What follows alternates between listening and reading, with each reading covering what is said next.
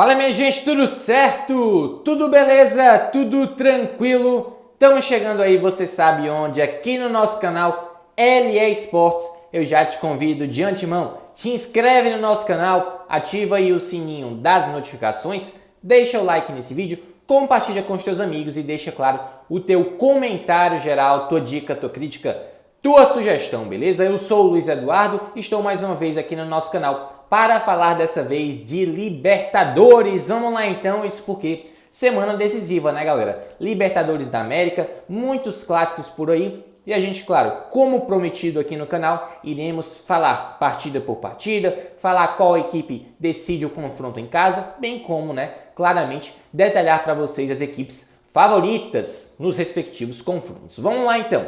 Para falar primeiro de Atlético Paranaense e Estudiantes, beleza? A gente vai dizer que, a priori, a equipe do Filipão é favorita, não só por ter mais time, eu nem vou dizer tanto uma questão de tradição, até porque o Estudiantes é uma equipe tradicionalíssima também. São 4 títulos de Libertadores, beleza? Uma equipe tetracampeã. O Atlético Paranaense que passou na fase anterior diante da equipe do Libertad, beleza?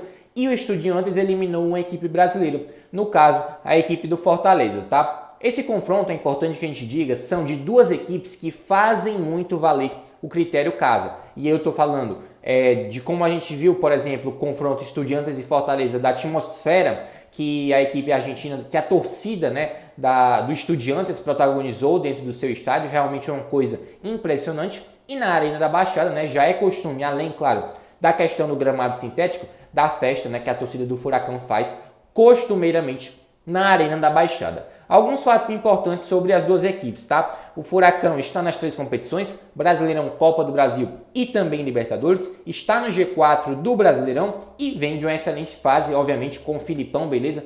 Que quem fala que o Filipão é ultrapassado, coisa e tal, tá totalmente enganado. Ele se prova que se atualiza a todo momento e é um grande treinador, um dos maiores da história do futebol brasileiro e, por que não dizer, do futebol mundial, tá? A gente pode falar também que o Atlético Paranaense vem de vitória, né, no jogo mais recente contra o São Paulo, beleza? O Estudiantes, por outro lado, vem de empate contra a equipe do Banfield pelo Campeonato Argentino, jogo esse que aconteceu na casa do Estudiantes, tá? E no campeonato local, a equipe não vem bem, só está na 22ª colocação de um campeonato com 28 equipes, então claramente na parte de baixo da tabela e, como eu já citei, passou pela equipe do Fortaleza, né, na fase anterior. Lembrando, destaques individuais das duas equipes, principalmente do lado do Atlético Paranaense, eu não posso deixar de citar aqui nesse vídeo ele, David Terans, que é realmente um craque de bola, um grande jogador, beleza? Além, claro, do fator Filipão, beleza? Ele não é só campeão de Libertadores pelo Palmeiras, como é campeão de Libertadores também pelo Grêmio. Então é um cara que sabe como jogar essa competição, sabe como jogar decisões de 180 minutos. E vai enfrentar uma equipe tradicional, no caso, como eu já citei, o Estudiantes. Passando para o próximo confronto, Palmeiras e Atlético Mineiro. Que confronto é esse, meus amigos? Lembrando só que no confronto anterior entre Atlético Paranaense e Estudiantes, o Estudiantes decide o segundo jogo em casa, tá? Mas agora voltando para Palmeiras e Galo, beleza? Lembrando que o Palmeiras decide em casa esse confronto, tá? E é favorita nesse duelo, tá galera? Não só por ter, né, uma equipe mais encorpada, uma equipe que nesse momento vive uma fase muito melhor que a do Atlético Mineiro, mas a gente pode dizer que a equipe do técnico Cuca, né, que volta ao comando do Galo, claro que tem toda aquela questão da revanche num contexto das semifinais do ano passado, da Libertadores, onde o Atlético Mineiro só foi eliminado na ocasião dentro do Mineirão pelo critério do gol fora de casa. Fato esse, né? Critério esse de desempate que já não existe mais nesta edição de Libertadores, tá? A gente lembra que o Palmeiras decide esse confronto em casa, né? No segundo jogo, no Allianz Parque, beleza? E as equipes vivem, digamos assim, contextos diferentes a nível, né, da temporada em que vivem. É fato que as duas já não estão mais na Copa do Brasil. Atlético Mineiro eliminado pelo Flamengo, Palmeiras eliminado pelo São Paulo. A nível de Brasileirão, Palmeiras líder da competição, o Atlético Mineiro neste momento fora do G6, tá? Então a gente sabe que dos dois lados existem muitos jogadores com potencial de desequilíbrio. Se eu falar do Palmeiras, tem Dudu, Rafael Veiga, Scarpa, Danilo, Zé Rafael, Gustavo Gomes, o Everton. um bando de jogadores, né, realmente que são muito craques, beleza? E a gente também vai falar sobre o lado do Atlético Mineiro, que sem dúvidas, Hulk, Nátio Fernandes, Ademir, Vargas, Allan Kardec, Pedrinho, Jair, Alan, falta até o fôlego para falar de tanto jogador bom dos dois lados, tá? Então, se a gente for falar do lado individual, sem dúvidas a expectativa é de um grande confronto, ainda mais se for considerar o contexto de revanche pelo lado do Atlético Mineiro e também de uma decisão, né, por parte da equipe do Cuca, que foi derrotado, vem de uma derrota duríssima para o Internacional, e a gente tem que dizer que a equipe mineira, nesse momento, as chances de título brasileiro, se a gente for analisar a distância entre as duas equipes na tabela, realmente é muito grande. Então, a gente pode dizer sim, que é realmente uma decisão para o Atlético Mineiro, um jogo de vida ou morte, porque, digamos, é a chance mais real de título nesse momento para a equipe mineira, principalmente se passar pelo atual bicampeão da Libertadores, que é o Palmeiras, que, além, claro, de ser o atual bicampeão,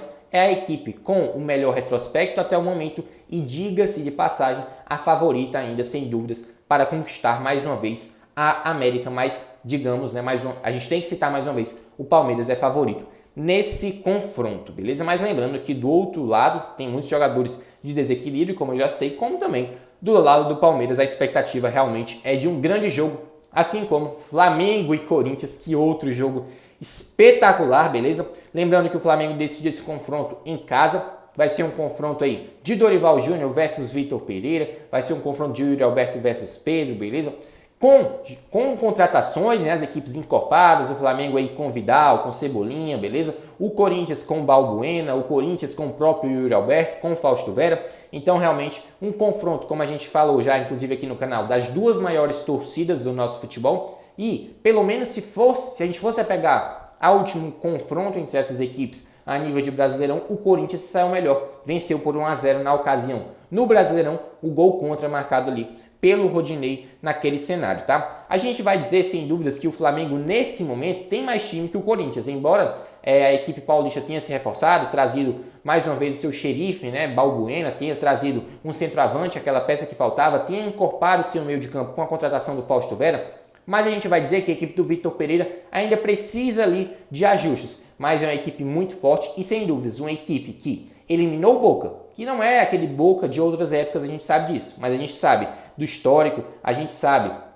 que a equipe argentina, né, realmente joga de uma forma totalmente diferente a competição sul-americana, no caso da Libertadores, e eliminar o Boca dentro da Bombonera com um elenco simplesmente esfacelado faz toda a diferença. É uma equipe que ganha muito moral nessa sequência. Realmente o Corinthians tem mesmo de ser temido. Fora, claro, que nesse confronto existe muito também a questão do fator casa. São duas equipes que vão muito bem dentro dos seus domínios, assim como a gente falou há pouco sobre Atlético Paranaense e Estudiantes. O Corinthians com a atmosfera incrível da Neoquímica Arena, que ninguém precisa nem citar, e o Flamengo, que cada vez mais aumenta a presença de público no Maracanã, beleza? E sempre protagoniza grandes festas, no caso, por parte da torcida carioca, tá? A gente vai falar sobre os lados individuais desse jogo, isso porque do lado, por exemplo, do Flamengo, De Arrascaeta, Everton Ribeiro, Pedro, Gabigol, Vidal, King Arturo Vidal, além, claro, do lado do Corinthians, Balbuena, também tem o Fábio Santos, o William, beleza? Além, claro, do Roger Guedes, do Yuri Alberto, do Maicon, do Queiroz, do Fagner, do Cássio, né? O Cássio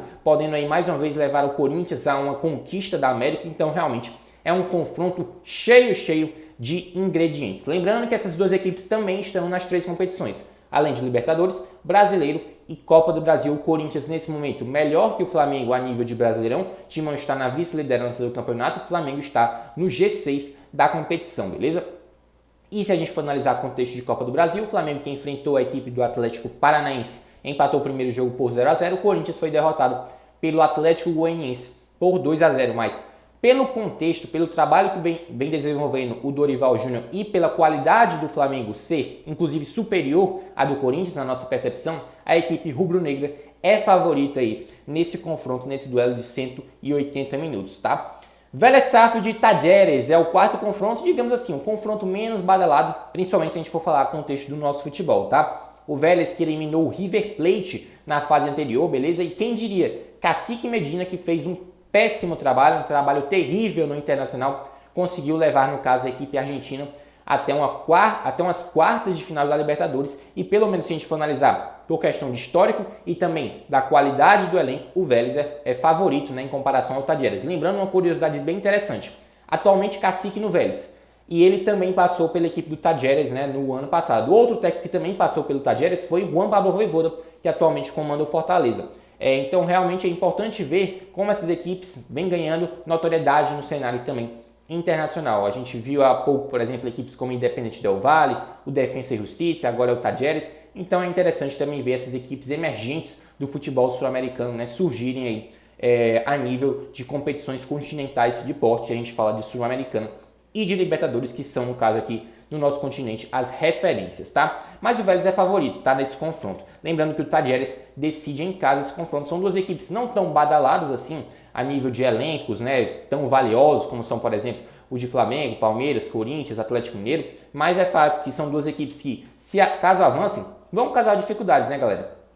Lembrando que o chaveamento aponta para o seguinte: quem passar de Atlético Paranaense e Estudiantes enfrenta o vencedor de Palmeiras e Atlético Mineiro. Quem passar de Flamengo e Corinthians pega o vencedor do confronto entre Vélez Sarsfield e Talleres. Então, caso, por exemplo, Atlético Paranaense passe pelo Estudiantes, Palmeiras ou Atlético Mineiro, a certeza é, duas equipes brasileiras já estarão nas semifinais. Já visto que nas quartas de final nós temos dois confrontos envolvendo né, equipes brasileiras, e os dois confrontos, sem dúvidas, para parar não só o Brasil, como também a América do Sul, os confrontos mais badalados, sem dúvidas, Palmeiras e Atlético Mineiro, Flamengo e Corinthians, tá? Lembrando que nós podemos ter mais uma final brasileira, né? Isso porque Flamengo ou Corinthians, obviamente, já vai ter um deles na semifinal. E passando, né, eles por Vélez Sarsfield ou Talleres, e do outro lado nós já podemos ter um brasileiro garantido na final, antecipadamente.